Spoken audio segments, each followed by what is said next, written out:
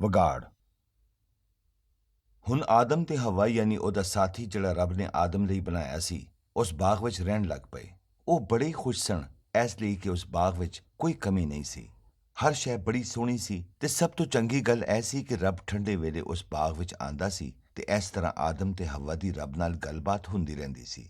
ਪਰ ਇਹ ਚੰਗੇ ਵੇਲੇ ਸਦਾ ਨਾ ਰਹੇ, ਇਸ ਲਈ ਕਿ ਇੱਕ ਦਿਨ ਸ਼ੈਤਾਨ ਸੱਪ ਦੇ ਰੂਪ ਵਿੱਚ ਹਵਾ ਕੋਲ ਆਇਆ। ਸੱਪ ਧਰਤੀ ਦੇ ਸਭ ਜਾਨਵਰਾਂ ਤੋਂ ਜ਼ਿਆਦਾ ਚਲਾਕ ਸੀ ਤੇ ਹਵਾ ਕੋਲ ਆ ਕੇ ਉਹਨੇ ਚਲਾਕੀ ਵਿਖਾਈ ਤੇ ਕਹਿਣ ਲੱਗਾ, ਕੀ ਇਹ ਗੱਲ ਸੱਚੀ ਹੈ ਕਿ ਰੱਬ ਨੇ ਤੁਹਾਨੂੰ ਬਾਗ ਦੇ ਸਭ ਬੂਟਿਆਂ ਦਾ ਫਲ ਖਾਣ ਤੋਂ ਮਨਾ ਕੀਤਾ ਹੈ?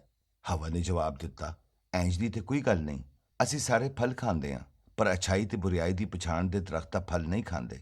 ਇਸ ਲਈ ਕਿ ਰੱਬ ਨੇ ਇਹ ਫਲ ਖਾਣ ਤੋਂ ਮਨਾ ਕੀਤਾ ਹੈ। ਬਲਕਿ ਉਹਨੇ ਕਿਹਾ ਹੈ ਕਿ ਉਹਦੇ ਲਾਗੇ ਵੀ ਨਾ ਜਾਈਏ, ਨਹੀਂ ਤੇ ਅਸੀਂ ਮਰ ਜਾਵਾਂਗੇ। ਸੱਪ ਨੇ ਕਿਹਾ, ਲੈ ਇਹ ਕੀ ਗੱਲ ਹੋਈ? ਕਦੇ ਫਲ ਖਾਣ ਨਾਲ ਵੀ ਕੋਈ ਮਰਦਾ ਏ? ਅਸਲ ਗੱਲ ਇਹ ਵੇ ਕਿ ਰੱਬ ਨੂੰ ਵੀ ਪਤਾ ਹੈ ਕਿ ਜਦੋਂ ਤੁਸੀਂ ਇਹ ਫਲ ਖਾ ਲਿਆ ਤੇ ਤੁਸੀਂ ਵੀ ਰੱਬ ਦੇ ਵਾਂਗ ਆਪ ਹੀ ਜਾਣਨ ਲੱਗ ਪਾਓਗੇ ਕਿ ਅੱਛਾਈ ਤੇ ਬੁਰਾਈ ਕੀ ਹੈ। ਇਹ ਗੱਲ ਸੁਣ ਕੇ ਹਵਾ ਕੁਝ ਡੋਲ ਜੀ ਗਈ ਤੇ ਉਹਨੇ ਅੱਖ ਭਰ ਕੇ ਉਸ ਫਲ ਨੂੰ ਵੇਖਿਆ ਤੇ ਉਹ ਫਲ ਉਹਨੂੰ ਬੜਾ ਚੰਗਾ ਲੱਗਿਆ ਤੇ ਉਹਨੇ ਸੋਚਿਆ ਕਿ ਜੇ ਇਹ ਫਲ ਵੇਖਣ ਨੂੰ ਵੀ ਚੰਗਾ ਏ ਤੇ ਅਕਲ ਵੀ ਵਧਾਉਂਦਾ ਏ ਤੇ ਫਿਰ ਖਾਣ ਵਿੱਚ ਕੀ ਹਰਜ ਏ। ਇਹ ਸੋਚ ਕੇ ਉਹਨੇ ਫਲ ਲਿਆ ਤੇ ਖਾਧਾ ਤੇ ਫਿਰ ਆਪਣੇ ਖਾਵੰਦ ਆਦਮ ਨੂੰ ਵੀ ਦਿੱਤਾ ਤੇ ਉਹਨੇ ਵੀ ਖਾ ਲਿਆ।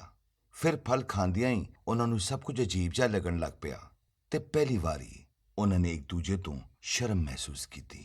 ਉਹਨਾਂ ਨੇ ਦਰਖਤਾਂ ਦੇ ਪੱਤਿਆਂ ਦੀਆਂ ਲੁੰਗੀਆਂ ਪਾਈਆਂ ਤੇ ਆਪਣਾ ਨੰਗ ਢੱਕਿਆ। ਪਰ ਅਸਲ ਮਸਲਾ ਉਦੋਂ ਹੋਇਆ ਜਦੋਂ ਉਹਨਾਂ ਨੇ ਬਾਗ ਵਿੱਚ ਰੱਬ ਦੇ ਆਉਣ ਦੀ ਆਵਾਜ਼ ਸੁਣੀ। ਪਹਿਲਾਂ ਤੇ ਉਹਨਾਂ ਨੂੰ ਰੱਬ ਦਾ ਆਣਾ ਚੰਗਾ ਲੱਗਦਾ ਸੀ, ਪਰ ਹੁਣ ਰੱਬ ਦੀ ਆਵਾਜ਼ ਸੁਣ ਕੇ ਉਹ ਬਾਗ ਦੇ ਬੂਟਿਆਂ ਪਿੱਛੇ ਲੁਕ ਗਏ। ਜਦੋਂ ਰੱਬ ਨੇ ਵੇਖਿਆ ਕਿ ਆਦਮ ਉਹਨੂੰ ਮਿਲਣ ਲਈ ਨਹੀਂ ਆਇਆ ਤੇ ਰੱਬ ਨੇ ਆਵਾਜ਼ ਦਿੱਤੀ, ਆਦਮ ਤੂੰ ਕਿੱਥੇ ਵੇਂ? ਆਦਮ ਨੇ ਜਵਾਬ ਦਿੱਤਾ, ਰੱਬਾ ਮੈਨੂੰ ਤੇਰੇ ਕੋਲੋਂ ਡਰ ਲੱਗਦਾ ਹੈ ਕਿਉਂਕਿ ਮੈਂ ਨੰਗਾ ਵਾਂ। ਰੱਬ ਨੇ ਕਿਹਾ, ਤੈਨੂੰ ਕਿਹਨੇ ਕਿਹਾ ਕਿ ਤੂੰ ਨੰਗਾ ਹੈ? ਕਿਤੇ ਤੂੰ ਉਸ ਬੂਟੇ ਦਾ ਫਲ ਤੇ ਨਹੀਂ ਖਾ ਲਿਆ ਜਿਹਦੇ ਤੋਂ ਤੈਨੂੰ ਮਨਾ ਕੀਤਾ ਸੀ?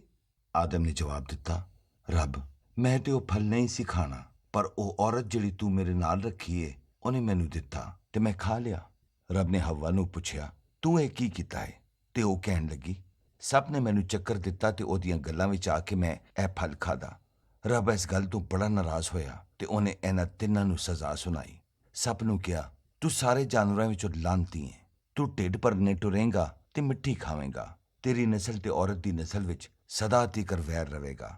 ਤੂੰ ਉਹਦੀ ਅੱਡੀ ਤੇ ਡੰਗ ਮਾਰੇਂਗਾ ਤੇ ਉਹ ਤੇਰੀ ਖੋਪੜੀ ਫੇਵੇਗਾ। ਔਰਤ ਨੂੰ ਰੱਬ ਨੇ ਕਿਹਾ, ਤੂੰ ਦਰਦਾਂ ਨਾਲ ਬੱਚੇ ਜੰਮਿਆ ਕਰੇਂਗੀ।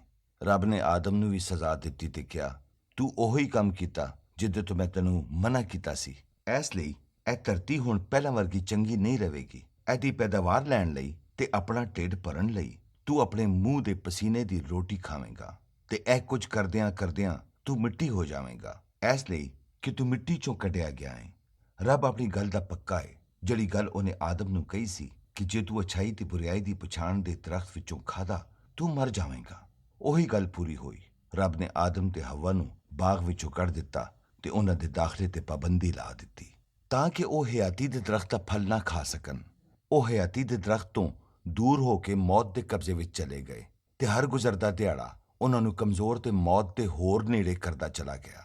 ਇਸ ਤਰ੍ਹਾਂ ਇਨਸਾਨ ਨੇ ਰੱਬ ਤੇ ਭਰੋਸਾ ਕਰਨ ਦੀ ਬਜਾਏ ਸੱਪ ਦੀਆਂ ਗੱਲਾਂ ਤੇ ਇਤਬਾਰ ਕੀਤਾ ਤੇ ਆਪਣੀ ਮਰਜ਼ੀ ਕਰਕੇ ਰੱਬ ਦਾ ਹੁਕਮ ਟਾਲ ਦਿੱਤਾ ਤੇ ਉਹਦੇ ਇਸ ਕੰਮ ਦੀ ਵਜ੍ਹਾ ਨਾਲ ਰੱਬ ਦੀ ਬਣਾਈ ਹੋਈ ਚੰਗੀ ਦੁਨੀਆ ਵਿੱਚ ਵਿਗਾੜ ਪੈਦਾ ਹੋ ਗਿਆ।